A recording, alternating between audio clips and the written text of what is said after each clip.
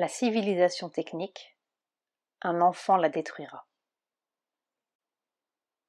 Satprem, le monde de la science et de la technique est aujourd'hui fortement implanté, installé dans le monde, de l'Est à l'Ouest, du Nord au Sud. Cela représente une force considérable. Comment peut-on...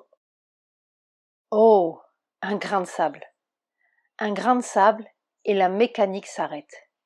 Oui, excusez-moi, je vous ai interrompu. Comment peut-on imaginer qu'une expérience spirituelle pourrait ébranler, disloquer, transformer ce formidable dispositif? C'est un énorme monstre, mais il est fragile. Même en 1910 ou 12, Sri Aurobindo avait regardé cette civilisation occidentale et il avait eu une phrase assez terrible. Je me souviens, il disait, dans un de ses aphorismes, « L'Europe se vante de son organisation et de son efficacité pratique et scientifique. J'attends que son organisation soit parfaite, alors un enfant la détruira. » Oui, il avait vu. Il suffit d'un grain de sable dans cette énorme mécanique. Tout d'un coup, en 1973, nous l'avons vu aussi.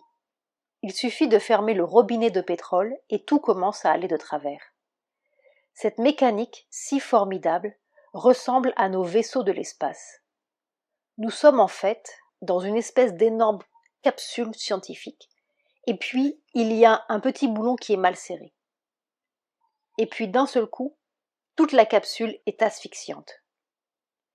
Il suffit d'un petit boulon mal serré. Tout s'arrête.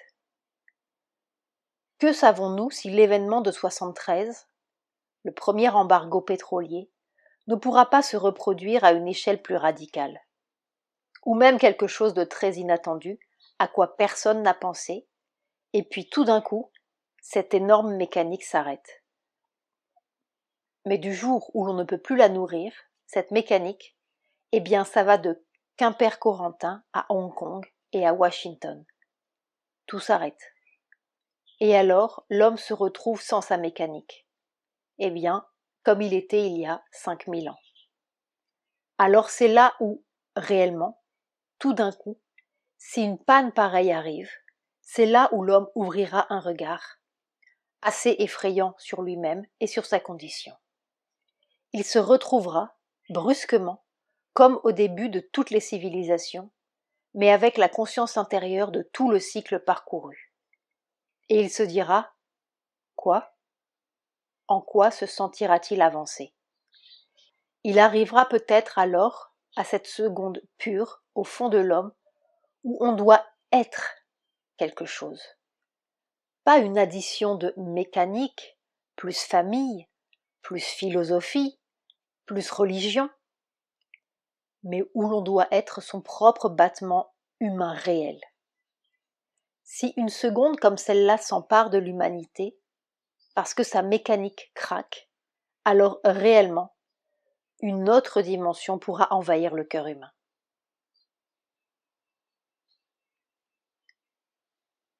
Extrait du chapitre « Qu'est-ce qui n'a pas 20 sous ?» 1980, 7 jours en Inde avec Satprem.